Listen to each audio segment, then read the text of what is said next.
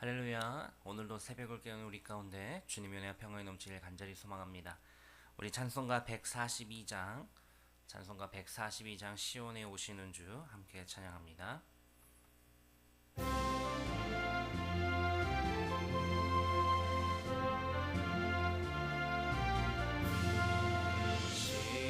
시온에 오시는 주 호산나 찬송하며 두 손 들고 기쁨으로 내 주를 맞이하리.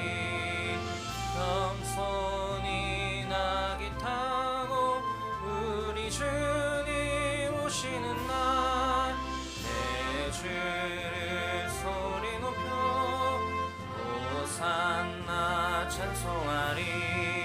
시온에 오시는 주 호산나 찬송하며 종려가지 손에 들고 내 주를 맞이하리. 만왕의 왕이 되신 우리 주님 오시는 날 내 주를 소리 높여 호산나 찬송하리. 시온에 오시는 주 호산나 찬송하며 모든 백성 노래하며 내 주를 맞이하리. 만민의 구주 되신 우리 주님 오시는 날 내 주를 경배하며 호산나 찬송하리. 아멘. 좋으신 하나님, 주님의 은혜와 사랑에 감사합니다. 오늘도 주님을 의지하며 이 자리에 나와 하나님께 영광의 예배 가운데 나아갑니다. 하나님, 은혜 위에 은혜를 더하여 주시고 오늘도 이 시간을 통하여서 온전히 주님만을 바라보며 주님께 붙들려 살아내는 믿음의 삶 되게 하여 주시옵소서. 하나님, 우리의 마음을 다하여 우리의 왕으로 오신 주님을 맞이합니다. 그 주님을 의지하며 나아가는 심령에 함께하여 주시고 변하지 않는 믿음 허락하여 주시며 늘 주 안에서 주님과 더불어 살아내는 복된 삶 되게 하여 주시옵소서.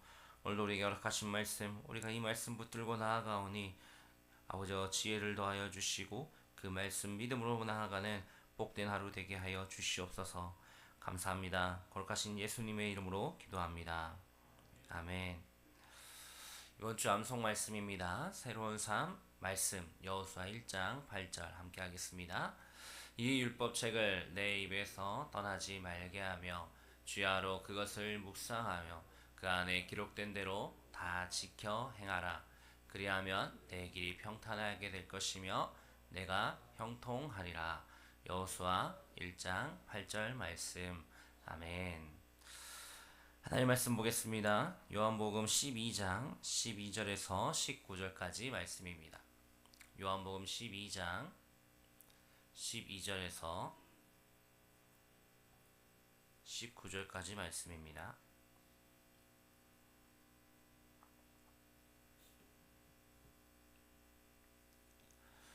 우리 한 절씩 교독하겠습니다. 그 이튿날에는 명절에 온 큰 무리가 예수께서 예루살렘으로 오신다는 것을 듣고 종려나무 가지를 가지고 맞으러 나가 외치되 호산나 찬송하리로다. 주의 이름으로 오시느니 곧 이스라엘의 왕이시여 하더라. 예수는 한 어린 나귀를 보고 타시니 기록된 바 시온 딸아 두려워하지 말라. 보라 너의 왕이 나귀 새끼를 타고 오신다 함과 같더라. 제자들은 처음에 이 일을 깨닫지 못하였다가 예수께서 영광을 얻으신 후에야 이것이 예수께 대하여 기록된 것임과 사람들이 예수께 이같이 한 것임을 생각났더라. 나사로를 무덤에서 불러내어 죽은 자 가운데서 살리실 때에 함께 있던 무리가 증언한지라. 이에 무리가 예수를 맞으면 이 표적 행하심을 들었음이로라. 바리새인들이 서로 말하되 볼지어다 너희 하는 일이 쓸데없다. 보라 온 세상이 그를 따르는도다 하니라. 아멘. 요한복음 12장의 말씀은 이제 예수님의 공생의 마지막 그 한 주간의 말씀을 시작하고 있습니다. 오늘은 예수님께서 이제 그 십자가를 향하여 나아가시는 그 길목의 첫 장면을 우리가 보게 되는 것이죠. 바로 예루살렘으로 들어가시는 예루살렘 입성에 대한 이야기입니다. 오늘 본문 말씀 12절을 이렇게 시작합니다. 그 이튿날에는 명절에 온 큰 무리가 예수께서 예루살렘으로 오신다 함을 듣고. 당시 예루살렘은 유월절 그 절기를 맞이하기 위하여 수많은 사람들이 나와왔습니다. 학자들에 따르면 이 유월절은 보통 수십만 명의 사람들이 한 번에 그 예루살렘 그리고 그 인근 지역으로 모였다라고 추정합니다. 그런 상황 속에서 이제 사람들이 예수님이 오신다는 소식을 듣게 되었습니다. 그리고는 그 예수님을 환영하죠. 그런데 사실 유대인들에게 있어서 예수님은 그렇게 환영받을 만한 사람은 아니었습니다. 예수님의 출신이 어디였습니까? 나사렛이었습니다. 나사렛에서 무슨 선한 것이 나겠냐라며 사람들이 비아냥하던 동네였고, 그렇게 특별한 것이 없는 어떠한 가문이나 어떠한 권세가 있는 분도 아니었습니다. 그런데 지금 수많은 사람들이 그 예수님이 오신다라는 소식을 듣고 환영하며 맞이하였다라는 것이죠. 왜 이 사람들이 이렇게 환영했냐? 바로 얼마 전에 있었던 죽은 자를 살리신 나사로가 죽었다가 살아난 그 사건 때문이었습니다. 죽은 사람이 살아났다는 소식이 온 유대 땅에 퍼진 것입니다. 그래서 사람들이 그 예수님을 단순히 선생으로만 생각하는 것이 아니라 능력 있는 메시아로 생각하기 시작하였다라는 것이죠. 그래서 사람들이 예수님을 맞이하기 위하여 밖으로 나와왔습니다. 13절에 보면은 종려나무 가지를 가지고 맞으러 나가 외치되 호산나 찬송하리로다 주의 이름으로 오시는 이 곧 이스라엘의 왕이시여 하더라 라고 합니다. 사람들이 예수님을 맞이하러 나왔는데 그냥 나온 것이 아니라 그들의 손에 종려나무 가지가 들려 있었습니다. 종려나무는 당시의 승리와 해방을 상징하는 것이었습니다. 그러니 그 종려나무 가지를 가지고 나와서 예수님을 맞이하는 사람들의 마음 속에는 이러한 마음이 있었던 것이죠. 이제 이분이 우리를 해방시키실 왕이시다. 이제 이분이 정치적인 메시아고 이제 이분으로 통하여서 억압받고 있는 우리가 벗어나게 되고 우리의 민족이 더욱 강해질 것이다 라는 그러한 마음이었던 것입니다. 그래서 그들은 외쳤습니다. 호산나 호산나. 이 호산나라는 말의 원래 뜻은 지금 우리를 구원하소서라는 의미입니다. 이들이 그렇게 예수님을 향하여서 호산나 외치며 그분을 왕으로 기대하고 맞이하였다라는 것이죠. 호산나 외치며 주의 이름으로 오시는 이 곧 이스라엘의 왕이시여 라며 예수님을 맞이하였습니다. 그럼 이들이 기대하였던, 이들이 바라보았던, 생각하였던 예수님은 어떤 왕이었을까요? 사실 세상의 왕은 정말로 화려합니다.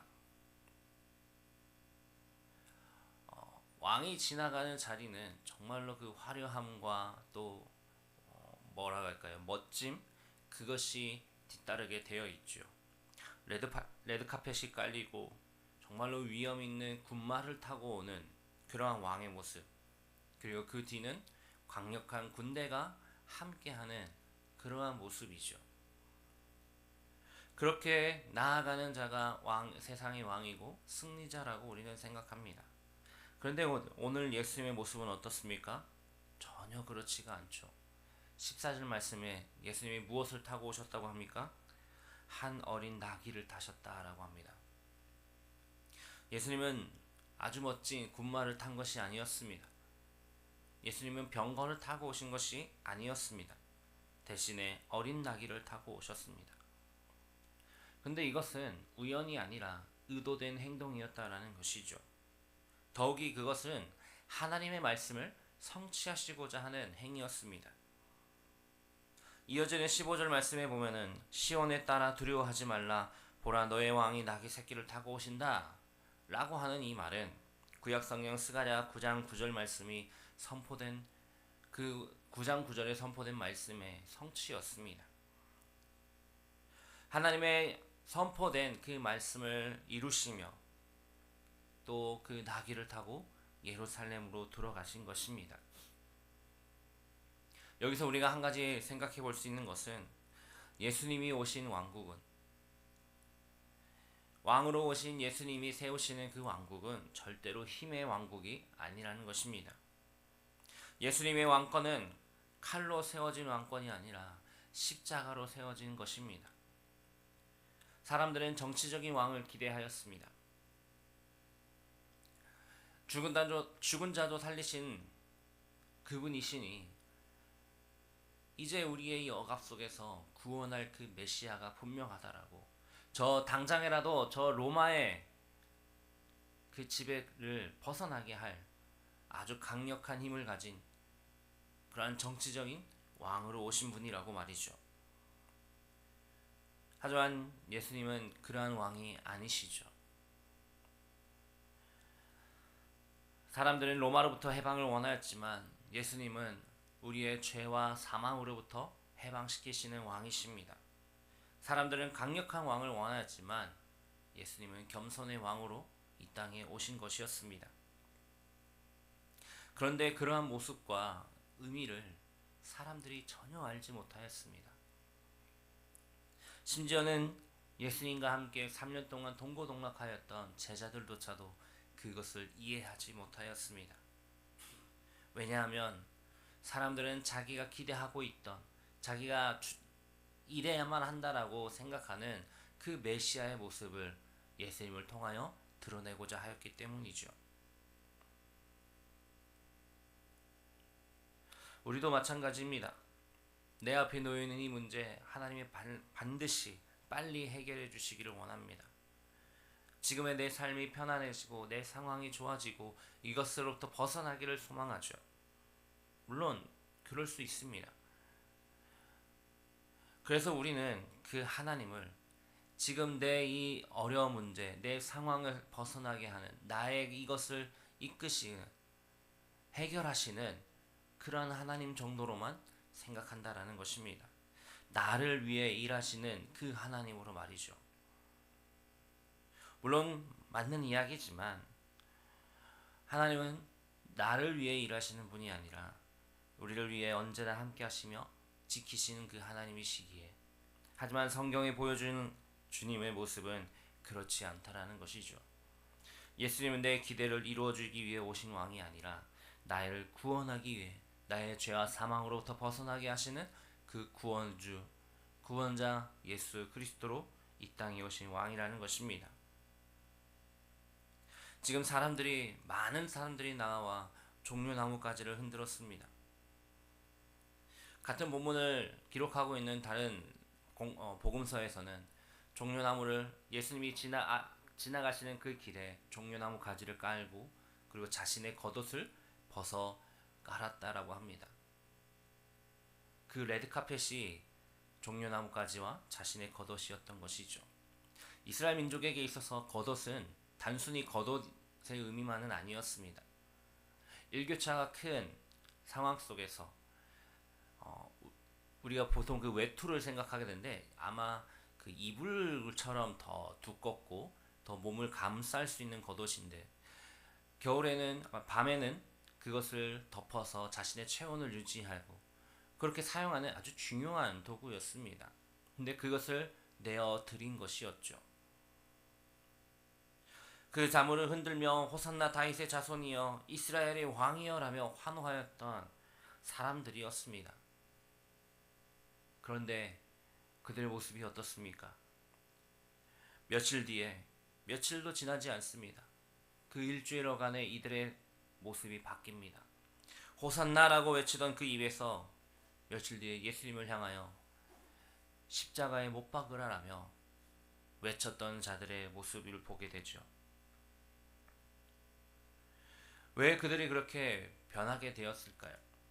호산나 다윗의 자손이여라며 우리를 구원할 왕이시다라고 고백하였던 그들이 왜 저 사람을 십자가에 못 박으라라고 말할 수밖에 없었을까요? 왜냐하면 그들이 원하던 왕의 모습이 아니었기 때문입니다.